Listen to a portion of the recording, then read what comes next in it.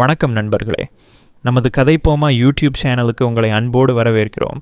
நீங்கள் இப்போதுதான் முதல் முறையாக இந்த சேனலை பார்க்கிறீர்கள் என்றால் தயவு செய்து சப்ஸ்கிரைப் செய்து கொள்ளுங்கள். கதைக்குள் செல்லலாம். நமோ புத்தா. சிலருக்கு வெற்றி மிக விரைவாக கிடைத்து விடுகிறது. ஆனால் சிலருக்கு வெற்றி கிடைக்க மிகவும் தாமதமாகிறது. இன்னும் சிலருக்கு வெற்றி என்பதே கிடைப்பதில்லை.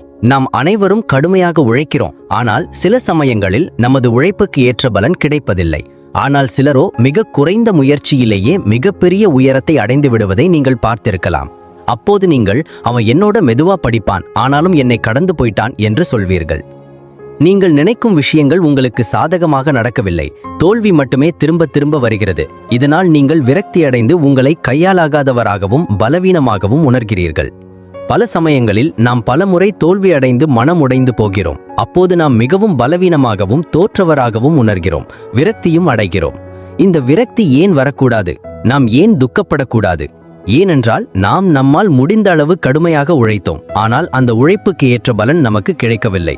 ஒரு முறை கூட வெற்றி பெறவில்லை. நண்பர்களே, இந்த சூழ்நிலைகள் அல்லது பிரச்சனைகள் உங்கள் வாழ்க்கையினும் நடந்தால் அல்லது நடக்காமல் இருந்தாலும் நீங்கள் இந்த வீடியோவை விட்டு வேறு எங்கேயும் போகாதீர்கள். ஏனென்றால் நீங்கள் இதற்கு முன் எங்கேயும் கேட்டிராத சில விஷயங்களை நீங்கள் தெரிந்து கொள்வீர்கள். நான் உங்களுக்கு சொல்லப்போகும் இந்த விஷயங்கள் உங்களை இந்த எல்லா பிரச்சனைகளிலிருந்தும் வெளியே கொண்டு வரும். இப்போது பள்ளிகள் இருப்பது போல பண்டைய காலத்தில் ஆசிரமங்கள் இருந்தன. அந்த காலத்தில் மக்கள் தங்கள் கல்வியை பெறுவதற்காக ஆசிரமங்களுக்கு செல்வார்கள்.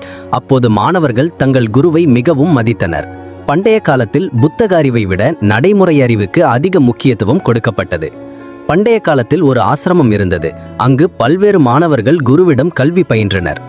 ஆசிரமத்தில் கல்வி கற்ற பிறகு அனைத்து மாணவர்களும் தங்கள் சொந்த மாநிலங்களுக்கு திரும்பி சென்றனர். அந்த மாணவர்களில் ராஜ்பீர் என்ற ஒரு மாணவனும் இருந்தான். அவனும் குருவிடம் கல்வி கற்ற பிறகு தனது சொந்த மாநிலத்திற்கு திரும்பினான். திரும்பி வந்த பிறகு அனைவரும் தங்கள் சொந்த மாநிலங்களில் தங்கள் வேலைகளை மீண்டும் செய்ய தொடங்கினர். நாட்கள் செல்ல செல்ல ராஜ்பீரும் வளர்ந்து வந்தான். அவனது குடும்பத்தின் நிலை ஆரம்பத்திலிருந்தே நல்ல நிலையில் இல்லை. ராஜ்பீர் ஆசிரமத்தில் இருந்து கல்வி கற்று திரும்பி வந்தால் அவன் மிகப்பெரிய வெற்றி பெற்று தனது குடும்பத்தை நன்றாக பார்த்து கொள்வான் என்று ராஜ்பீரின் குடும்பத்தினரும் நினைத்தனர்.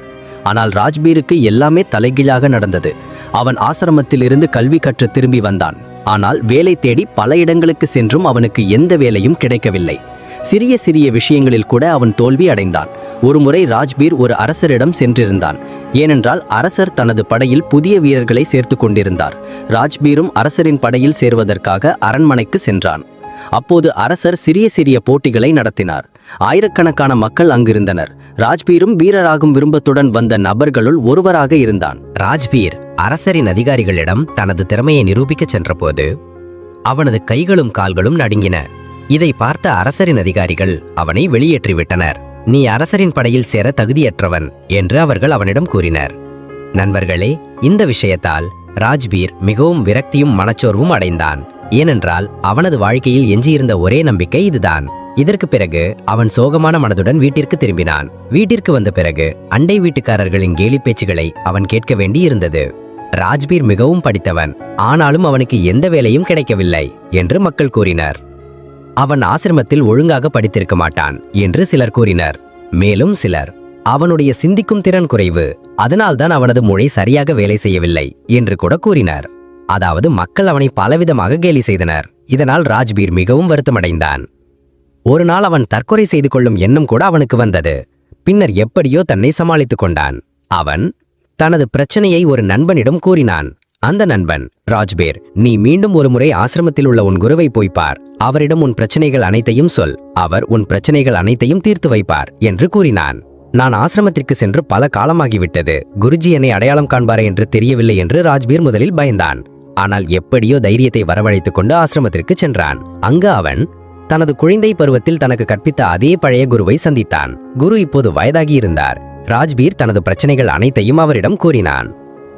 குரு மிகவும் அமைதியாக அவனது பேச்சை கேட்டார். ராஜ்பீர், குருவே, நான் எங்கு சென்றாலும் தோல்வியடைகிறேன். என்னால் எந்த பரீட்சையிலும் தேர்ச்சி பெற முடியவில்லை. நான் மிகவும் நன்றாக படித்திருந்தேன், ஆனாலும் நான் தோல்வியடைந்து வருகிறேன். நான் என்னை கையாளாதவன் என்று உணர்கிறேன். என் மனதில் பலவிதமான எதிர்மறை எண்ணங்கள் தோன்றுகின்றன என்று கூறினான். குரு, ராஜ்பீர், நான் உனக்கு ஒரு கதை மூலம் உன் பிரச்சனைகள் அனைத்தையும் தீர்த்து வைப்பேன். அதை நீ கவனமாக கேள் என்று கூறினார். குரு, ஒரு மேயன் ஒரு காட்டில் ஆடுகளை மேய்த்து வந்தான். ஆடுகளை மேய்க்கும் போது அவன் காட்டிற்குள் மிகவும் ஆழமாக சென்று விட்டான். அப்போது அவனுக்கு ஒரு சிறிய சிங்கக்குட்டி கிடைத்தது. அது இன்னும் கண்களை திறக்கவில்லை. சிறிய குட்டி அனைவருக்கும் பிடிக்கும். அது ஒரு சிங்கக்குட்டி என்று தெரிந்தும் அந்த மேயன் அந்த சிங்கக்குட்டியை தூக்கி கொண்டு அதை ஆட்டுக்குட்டிகளுடன் வளர்க்க தொடங்கினான். அந்த சிங்கக்குட்டி மெதுவாக வளர்ந்தது. அது ஆட்டுக்குட்டிகளுடன் விளையாடியது, ஆடுகளைப் போலவே புல்லை மேய்தது, ஆடுகளைப் போலவே சத்தமிட்டது, தன்னை ஒரு ஆடு என்று நினைத்தது. இப்போது அந்த சிங்கக்குட்டி வளர்ந்து விட்டது. ஒரு நாள் மற்றொரு சிங்கம் ஆட்டுக்கூட்டத்தின் மீது தாக்குதல் நடத்தியது. அனைத்து ஆடுகளும் ஓடத் தொடங்கின. சிங்கக்குட்டியும் இப்போது வளர்ந்து பெரிதாகி விட்டிருந்தாலும் பயத்தில் நடுங்கி ஆடுகளுடன் சேர்ந்து ஓடியது. ஆடுகளுடன் ஓடிக்கொண்டிருந்த அந்த சிங்கக்குட்டியை தாக்குதல் நடத்திய சிங்கம் பார்த்தது. அது இப்படி ஓடுவதை பார்த்து அந்த சிங்கத்திற்கு ஆச்சரியமாக இருந்தது. அது ஆடுகளை துரத்துவதை கைவிட்டு அந்த சிங்கக்குட்டியை பிடித்து, "நீ ஏன் பயப்படுகிறாய்? நீயும் ஒரு சிங்கம்தானே?" என்று புரிய வைக்க முயற்சித்தது. ஆடுகளின் கூட்டத்திலிருந்து ஓடிய அந்த சிங்கம் காட்டுக்கே ராஜா. அதன் கர்ஜனையை கேட்டால் எல்லா விலங்குகளும் நடுங்கும். புல் மேயும் நான் அவ்வளவு வலிமையான சிங்கமாக இருக்க முடியாது என்று கூறியது. தாக்குதல் நடத்திய சிங்கம் அதை ஒரு கிணற்றின் அருகில் அழைத்து சென்று கிணற்றுக்குள் அதன் முகத்தை காட்டி, "பார், உன் முகம் என்னைப் போலவே இருக்கிறது. உன் கால்களும் என்னைப் போலவே இருக்கின்றன. அதனால் நீ ஒரு ஆடு இல்லை, நீ ஒரு சிங்கம்" என்று கூறியது. மற்றொரு சிங்கம், "சரி, என் முகம் உன்னைப் போலவே இருக்கிறது. ஆனால் நீ மிகவும் வலிமையானவன். என் குரலுக்கும் யாரும் பயப்படுவதில்லை" என்று கூறியது. தாக்குதல் நடத்திய சிங்கம், "உன் குரலுக்கும் மக்கள் பயப்படுவார்கள். நீ உன்னை ஒரு சிங்கம் என்று நினைத்தால் போதும். நீ உன்னை ஒரு சிங்கம் என்று நினைக்கும் நாளில் எல்லோரும் உனக்கு பயப்படுவார்கள். நீ உன் உள்ளிருக்கும் சக்தியை உணர்ந்து கொள்ள வேண்டும். நானும் ஒரு சிங்கம். என்னிடமும் சக்தி இருக்கிறது. நானும் காட்டுக்கு ராஜாவாக முடியும் என்று நீ உணர வேண்டும். இந்த எண்ணம் உன் மனதிற்கு வரும் நாளில் நீ யாருக்கும் பயப்பட மாட்டாய். நீ பயந்ததற்கு காரணம் அல்லது பயந்து ஓடியதற்கு காரணம் நீ உன்னை ஒரு ஆடு என்று நினைத்து கொண்டிருந்தாய். நீ உன்னை ஒரு ஆடு என்று நினைக்கும் வரை நீ ஓடிக்கொண்டே இருப்பாய். ஏனென்றால் நீ குழந்தை பருவத்திலிருந்தே உன்னை ஒரு ஆடு என்று நினைத்து கொண்டு உன்னை ஒரு ஆடாகவே கருதத் தொடங்கிவிட்டாய். அதனால்தான் நீ பயந்து ஓடினாய். ஏனென்றால் குழந்தை பருவத்திலிருந்தே மக்கள் உன்னை ஒரு ஆடு என்று தான் நினைத்தார்கள். யாரும் உன்னை ஒரு சிங்கம் என்று அழைக்கவில்லை. அதனால்தான் நீ உன்னை ஒரு ஆடு என்று நினைக்க தொடங்கிவிட்டாய் என்று கூறியது. குரு, ராஜ்பீர், உன் வாழ்க்கையிலும் இதுதான் நடக்கிறது. உன்னிடம் அனைத்து தகுதிகளும் உள்ளன. ஆனால் நீயும் உன்னை ஒரு ஆடு என்று நினைத்து கொண்டிருக்கிறாய். இதற்கு முக்கிய காரணம், நீயும் இதை செய்ய முடியும் என்று யாரும் உன்னை ஊக்குவிப்பதில்லை. மக்கள் உனக்கு எதிர்மறை சக்தியை மட்டுமே தருகிறார்கள். ராஜ்பீர் படிக்கவில்லை, ராஜ்பீர் தகுதியற்றவன், அதனால்தான் அவனுக்கு எங்கும் வேலையோ பணியோ கிடைக்கவில்லை என்று மக்கள் சொல்கிறார்கள். உன் நண்பர்களும் அண்டை வீட்டுக்காரர்களும் தோல்வி பயத்தை உன் மூளையில் நிரப்பிவிட்டார்கள். குழந்தை பருவத்திலிருந்தே அவர்கள் உன்னை தகுதியற்றவன் என்று கூறி உன்னை தகுதியற்றவனாகவே நினைத்து வருகிறார்கள். இதனால் உன் மனநிலை தகுதியற்றது போல் ஆகிவிட்டது.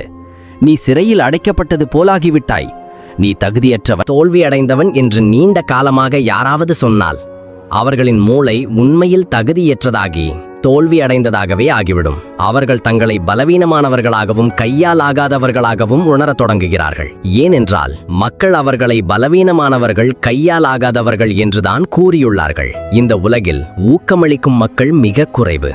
ராஜ்பீர், உன்னை சுற்றியுள்ள மக்கள் உனக்கு எதிர்மறை சக்தியை மட்டுமே தருவார்கள். நீ வாழ்க்கையில் வெற்றி பெறாமல் ஒரு ஆடாகவே இருக்க வேண்டும் என்று அவர்கள் விரும்புகிறார்கள்.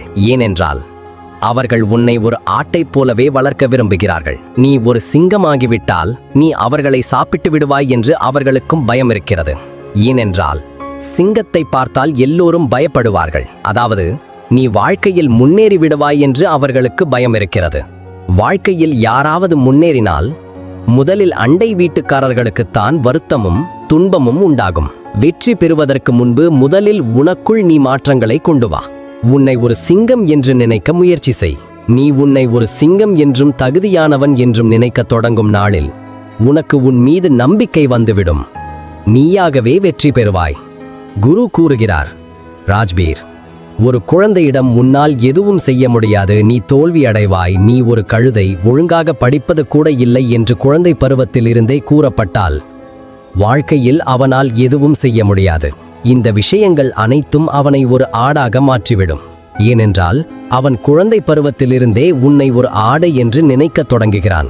இங்கு ஆடை என்றால் அவன் தன்னை பலவீனமானவனாகவும் கையாலாகாதவனாகவும் நினைக்கத் தொடங்குகிறான். அவனால் வாழ்க்கையில் வெற்றி பெற முடியாது என்று அவன் நினைக்கிறான். மக்கள் அவனை பலவீனமாக்குகிறார்கள்.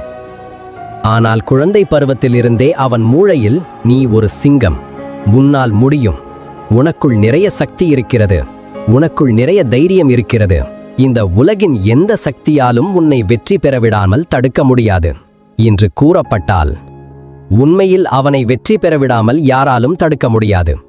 ஏனென்றால் அவன் மூளையில் நான் வெற்றி பெறுவேன் என்று பதிந்து விடுகிறது. இந்த விஷயங்கள் அனைத்தும் அவன் மூளையில் பதிந்து விடுகின்றன.